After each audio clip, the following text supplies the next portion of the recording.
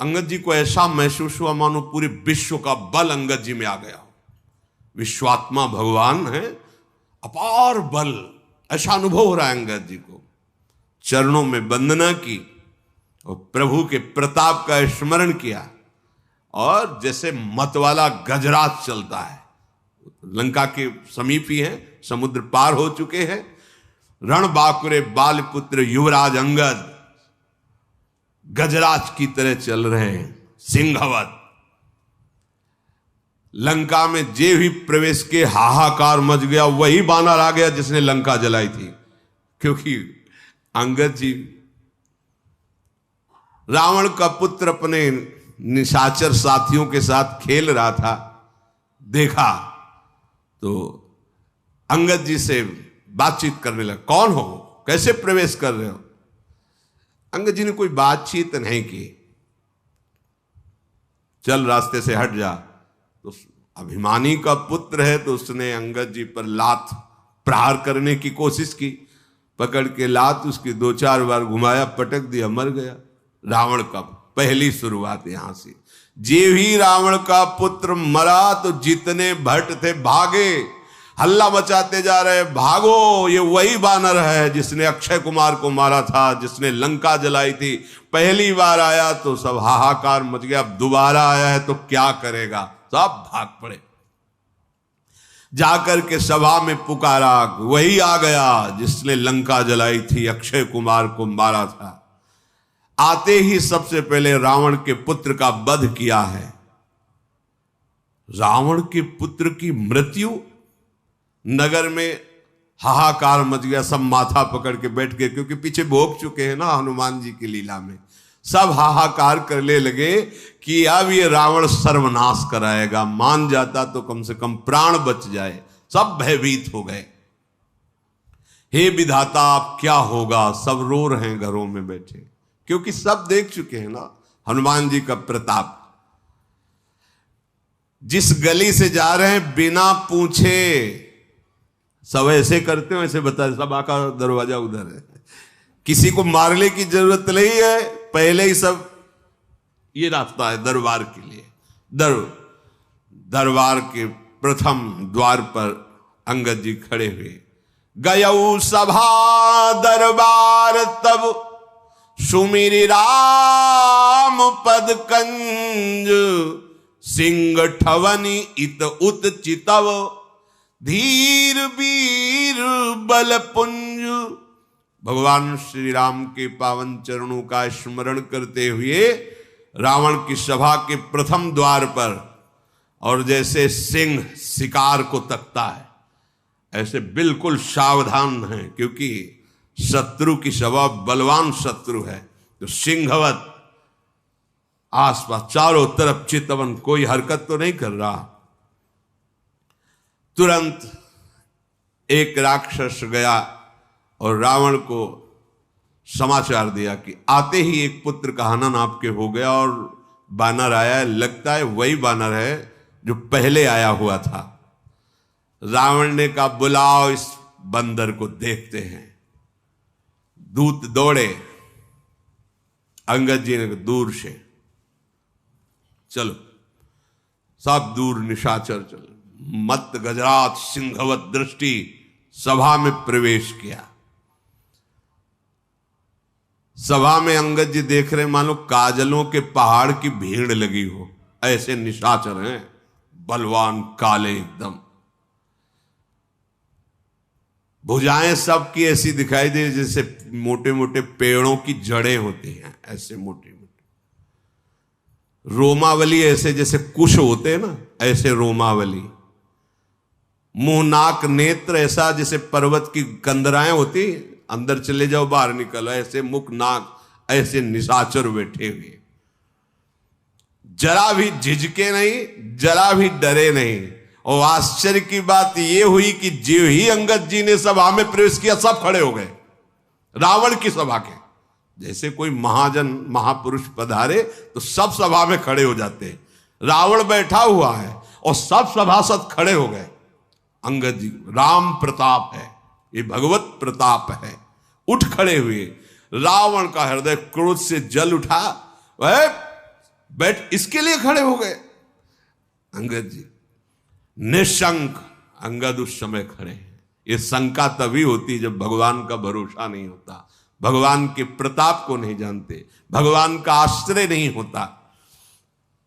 जथा मत गज जूथ महु पंचानन चली जाई, राम प्रताप सुमिरि मनु बैठ सभा सिर नाई।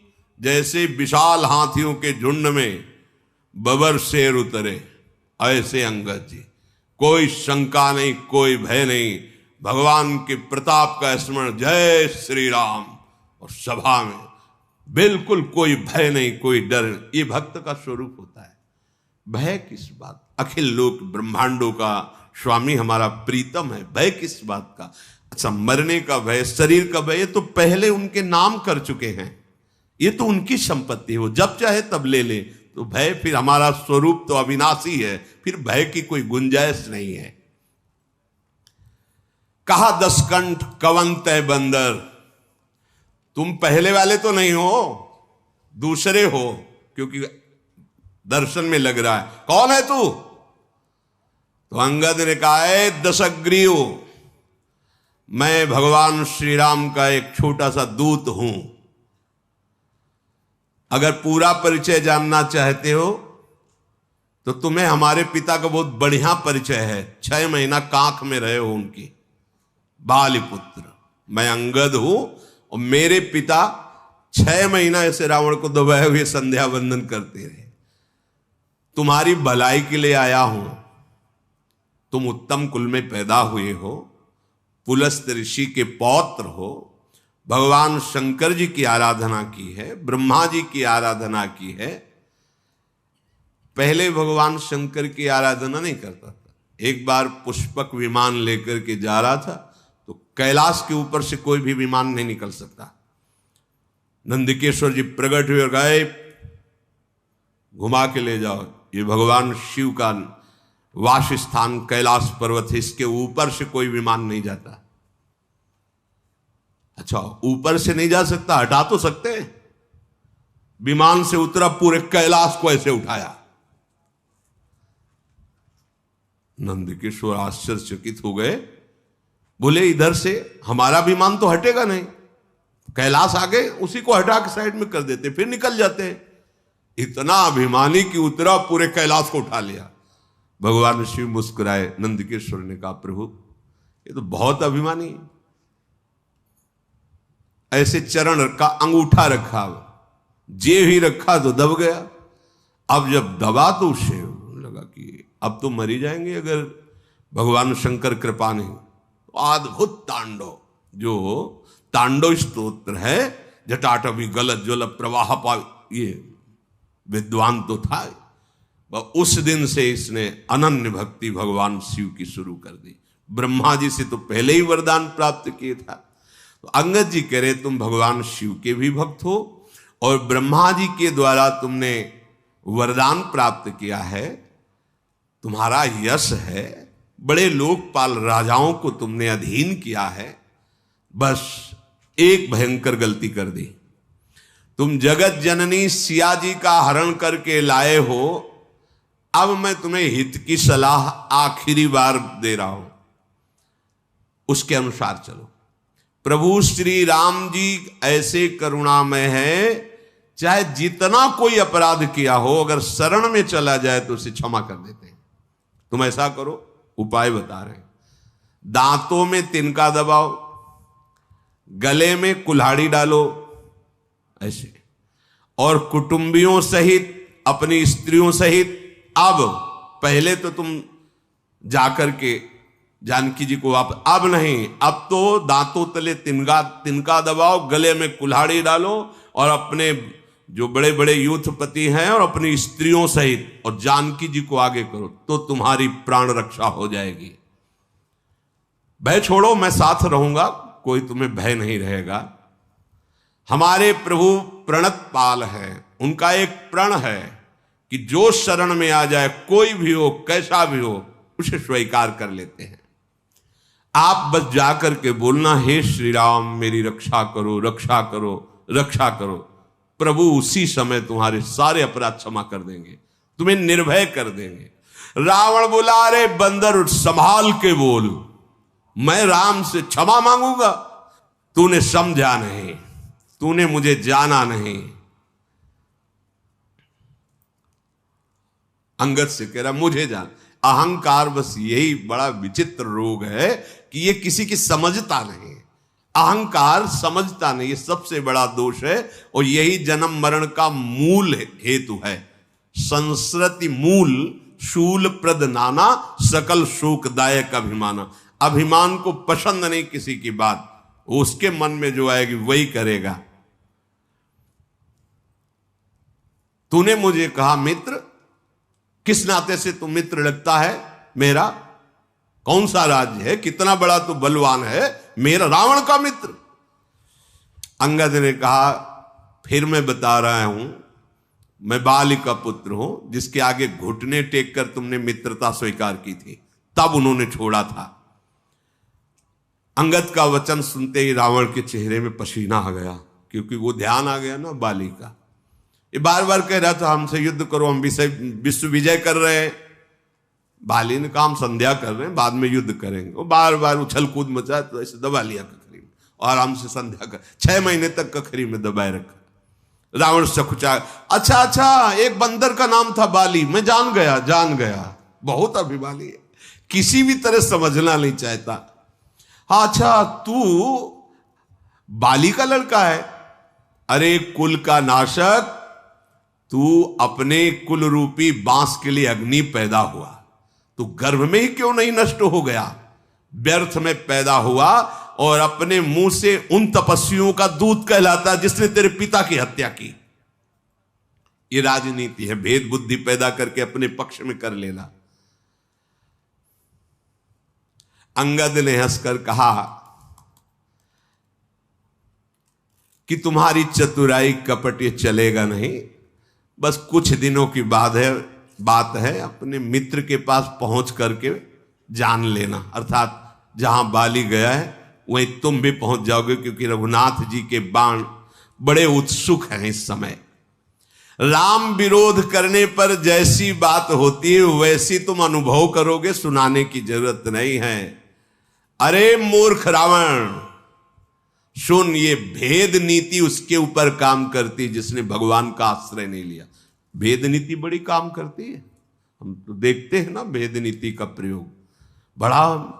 अगर अपनी बुद्धि को संभाला नहीं तो माया भेद नीति के द्वारा परमार्थ से आपको नष्ट कर देगी। भेद नीति पर उस पर प्रभाव पड़ता है जिसने अपने हृदय को भगवान के चरणों में समर्पित नहीं किया। अच्छा, तो तुमने हमें कुल का नाश करने वाला कहा, तो तुम अपने कुल के रक्षक हो? अरे अंधे भी ऐसी बात नहीं कहेंगे, तुम्हें दिखाई नहीं दे रहा है? तुम्हारे तो 20 नेत्र और 20 कान है, तुम्हें नहीं दिखाई दे रहा कि तुम कुल घातक हो कि हम कुल घातक हैं? ब्रह्मा, शिव, देवता, मुनि समुदाय सब जिनके चरणों का आश्रय लेकर भजन करते हैं, मैं उनका दूत हूं, तो मैंने कुल डुबो दिया। और तू उनकी प्रिया का हरण करके लाया है, और जब से लाया है तब से तेरे कुल में अमंगल ही अमंगल हो रहा है, तू अपने कुल को बढ़ाने वाला बन गया। अंगद की कठोर बात सुनकर रावण की आंखों में मानो आग पैदा हो गई, ऐसा क्रोध। अरे दुष्ट, मैं तेरे सब कठोर वचन इसलिए सह रहा हूं कि मैं नीति को जानता हूं कि दूत को मारना नहीं चाहिए, इसलिए तुझे नहीं मार रहा हूं। अंगद ने कहा, तुम्हारी नीति भी हमने बहुत सुनी है, बड़े तुम धर्मशील हो, पराई स्त्री के ऊपर गंदी दृष्टि रखने वाले, अपहरण करने वाले, तू कहता है नीति को मैं जानता हूं। पूरी सभा उसकी बैठी हो, भारी सभा में उसका ऐसे कठोर वचनों से अपमान।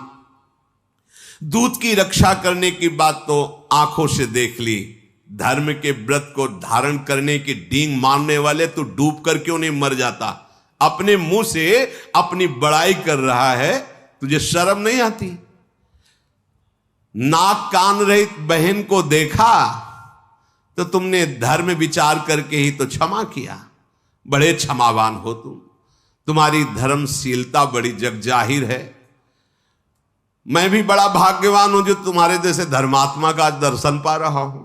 अंगद जी ने ऐसा कह करके बहुत हंसी उड़ाई।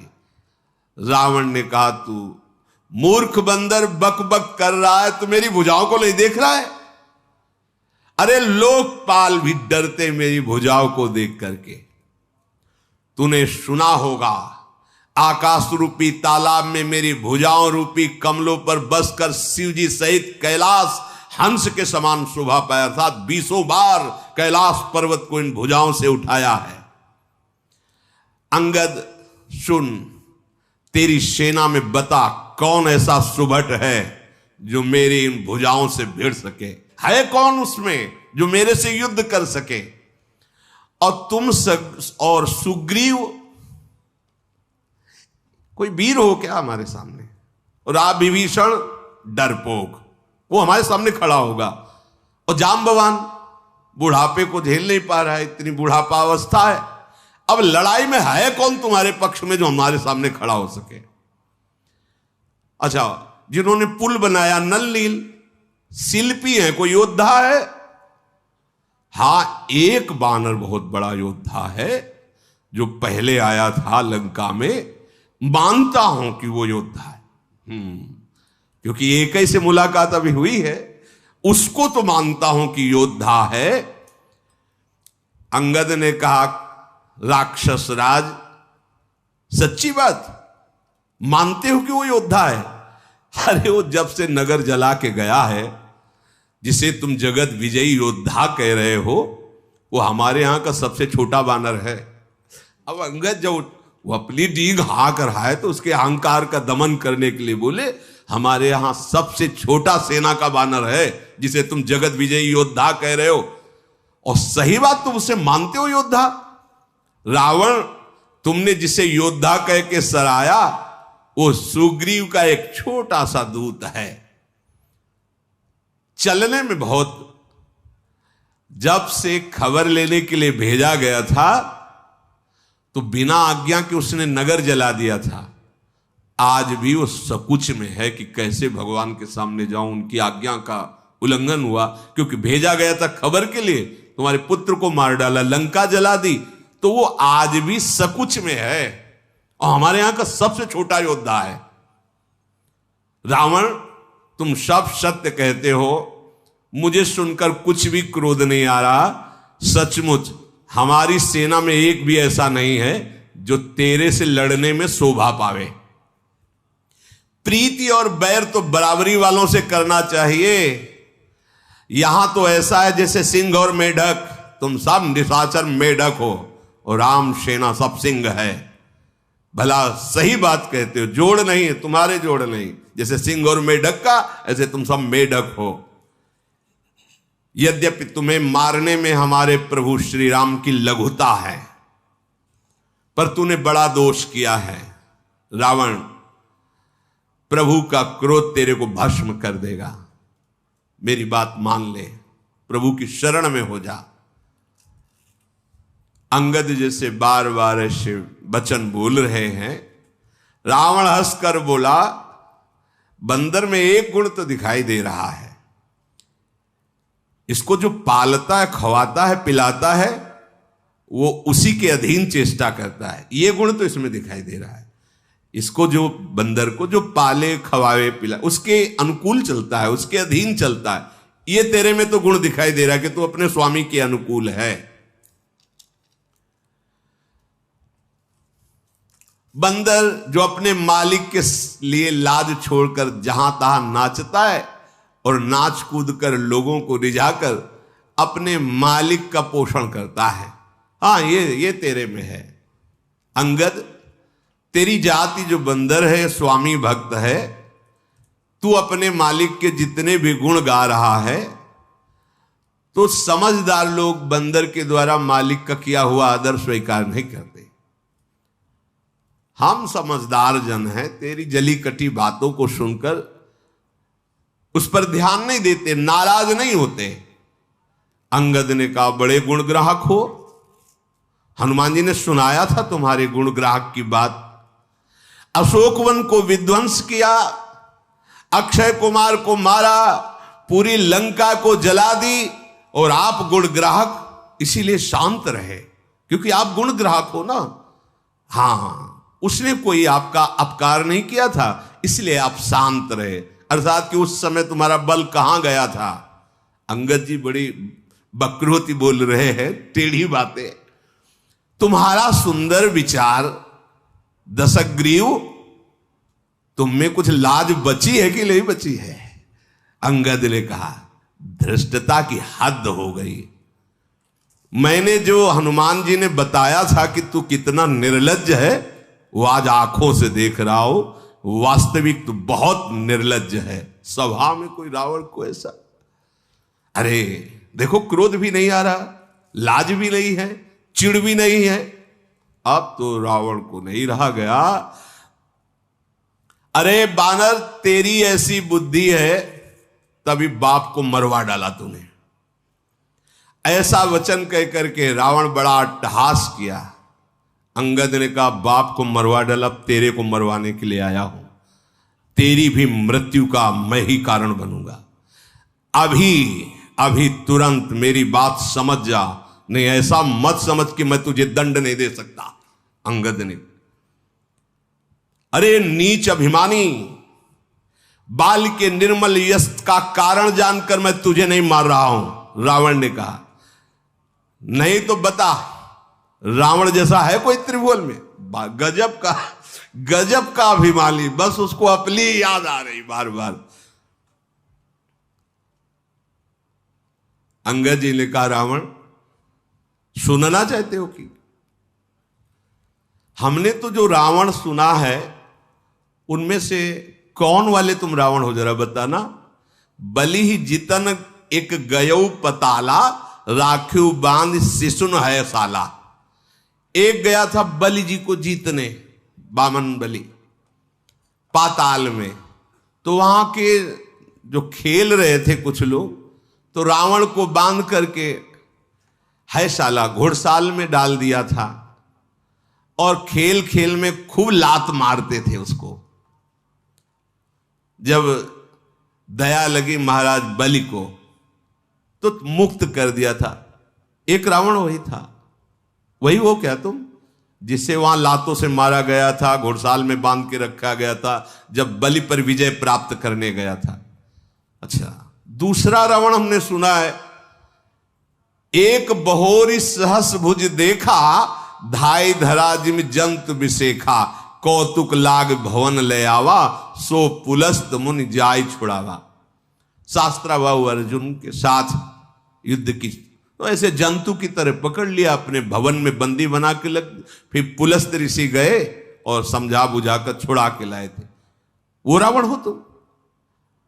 एक कहत मोहि सकुचयति रहा बाल की कांख, इनमहु रावण तय कवन सत्य बदहि तज माख। एक हमारे पिता के 6 महीने कांख में रावण रहा। कौन से रावण हो तुम? कहते तुमने मेरा यश नहीं सुना, तो तुम बताओ कौन से रावण हो? रावण ने कहा, 67 सोई रावण बलशीला, हरिगिर जान दास भुजलीला। मैं वो रावण हूं जो कैलाश को बता चुका है कई बार। अभिमान बर्दाश्त नहीं होता। अरे मेरी भुजाओं का बल भगवान शंकर जानते हैं। मैंने अपने हाथों से अपने सर रूपी पुष्पों को काट काट के महादेव जी के चरणों में चढ़ाया है। सिर रूपी कमलों को अपने हाथों से उतार उतार कर भगवान शिव के चरणों में चढ़ाया। अरे मूर्ख, मेरे भुजाओं का अगर परिचय पाना है तो दिक्पालों से जाके पूछ, जिनके हृदय में आज भी भय समाया हुआ है। दिशाओं के हाथियों से पूछ, जहां भुजा की टक्कर मारी तो चिघाड़ते रहे। जिनके भयानक दांत जब जब आकर मेरी छाती में भुजाओं में लगे तो टूट गए। जिसके चलते समय पृथ्वी हिलती है, चलत दशानन डोलत। जासु चलत डोलत इम धरनी, चढ़त मत गज जिम लघु तरनी। जैसे छोटी नाव पर कोई गजरात चढ़े तो नाव हिल जाती है, ऐसे पृथ्वी हिलती है। मैं वो रावण हूं जब चलता हूं। सोई रावण जग विदित प्रतापी, सुने न श्रवण अलीक प्रलापी। अरे झूठी बकवास करने वाला, तूने कानों से नहीं सुना? मैं जगत प्रसिद्ध प्रतापी महाबली रावण हूं। महाप्रतापी जगत प्रसिद्ध रावण को तू मजाक समझ रहा है, छोटा कहता है, और एक मनुष्य की बड़ाई मेरे दरबार में कहता है। अरे दुष्ट, असभ्य, तुच्छ बंदर, मैंने जान लिया तेरे में बुद्धि नहीं है। रावण के वचन सुनकर अंगद जी को आप क्रोध आया। उन्होंने कहा, अरे नीच अभिमानी, संभाल कर बोल। मेरे प्रभु को तू मनुष्य बोलता है? जिनका फरसा सहस्त्राबाहु की भुजाओं रूपी अपार वन को जलाने के लिए अग्नि समान था, जिनका फरसा रूपी समुद्र की तीव्र धारा में अग्नित महाबली राजा बार बार डूब गए, उन परशुराम जी ने जिनके रूप और बल को देखकर गर्व त्याग करके चरणों में शीश झुकाया, वो हमारे भगवान श्री राम है। अय दशकंधर, तू बहुत उद्दंड हो गया है, इसीलिए तू भगवान श्री राम को मनुष्य बोल रहा है। कामदेव भी क्या धनुर्धारी है, गंगा जी क्या नदी है, कामधेनु क्या पशु है, कल्पवृक्ष क्या पेड़ है, अमृत क्या रस है, ऐसे भगवान क्या मनुष्य है। गरुण जी क्या पक्षी हैं, शेष जी क्या सर्प हैं। अरे दशकंधर, तेरी बुद्धि नष्ट हो गई। चिंतामणि भी क्या पत्थर है, वैकुंठ भी क्या लोक है। श्री रघुनाथ जी की अखंड भक्ति जैसा कोई लाभ है? अगर भगवान ने आदेश किया होता तो तुम्हारी सेना को मथ कर नष्ट करके अभी मैं तुम्हें दिखाता कि मेरे श्री राम का बल क्या है। तेरी समझ में नहीं आया? अक्षय कुमार को मारा, पूरी लंका जला दी, अशोक वाटिका उजाड़ दी, तूने बंदर समझता है? महाबली हनुमान कोई बंदर है? कपट छोड़ दे, चतुराई छोड़ दे, राम जी की शरण में चला जा, नहीं तो अब मैं जो कह रहा हूं उसे सुनो। तुम्हें ब्रह्मा और शंकर भी अब नहीं बचा सकते। मूढ़, गाल फुलाना, बातें बनाना, डींग हाँकना, ये लौकिकता में तो चलेगा, राम जी के सामने नहीं चलेगा। तेरा ये जो बकबक करने वाला मुख है, राम जी के बाणों से कट के गिरेगा, और पृथ्वी में जब गिरेगा तो बानरों की लात पड़ेगी उस पे। ऐसे ही था, जैसे फुटबॉल में पैर मारते हैं, ऐसे ही रीछ बानर तेरे उन गेंद के समान अनेकों शिरों से चौगान खेलेंगे। जब रघुनाथ जी युद्ध में कोप करके सारंग धनुष से बाण छोड़ेंगे, तब ये जो गाल बजा रहा है ना, उस समय नहीं। इसलिए विचार कर बोल, भगवान श्री राम को मनुष्य संबोधन मत कर। रावण तो जल उठा, जैसी बात अंगद जी ने कही तो उसका अब हृदय एकदम खौल उठा। अरे कुंभकर्ण मेरा भाई है। अभिमान की दशा ही अलग होती है, उसको समझ में ही नहीं आता। कुंभकर्ण मेरा भाई है, और इंद्र का शत्रु, जो इंद्र को बंदी बना के लाया, वो मेघनाथ मेरा पुत्र है। और मेरा पराक्रम तो संसार में प्रसिद्ध ही है, संपूर्ण जड़ चेतन जानता है कि रावण विश्व विजयी है। दुष्ट, बानरों की सहायता से एक छोटा सा समुद्र में पुल बना लिया तो डींग हाँकते। गजब का अभिमानी है, छोटा हाथ तक नहीं बना पाया और छोटा पुल। देखो अभिमान क्या है, एक छोटा सा पुल बना दिया समुद्र में। समुद्र को तो एक छोटे छोटे पक्षी लांग जाते हैं, उड़ जाते हैं, महावीर हो जाते हैं क्या? रावण कह रहा है। मूर्ख है तू बंदर, सुन, मेरी एक एक भुजा रूपी समुद्र बल रूपी जल से पूर्ण है, जिसमें बहुत से देवता और मनुष्य डूबकर मर चुके हैं। कौन ऐसा सूरवीर है जो मेरी इन भुजाओं का बल जो है उसको पार कर पावे? फिर वही शुरू कर दिया, दिक्पालों से जाके पूछो इन भुजाओं का बल, तेरा मालिक डर जाएगा जब सामने जाऊंगा। रावण कह रहा, तूने जिसकी बड़ी बड़ी बातें गुण गाथा की है, वो कोई मेरे सामने लड़ने लिए योद्धा है? अच्छा, तू अपने मालिक को बड़ा वीर समझ रहा है तो कमजोर समझ। क्योंकि बार बार दूत भेजना ये बलवानों का लक्षण नहीं होता। रावण कह रहा है, देख मेरी बात मान,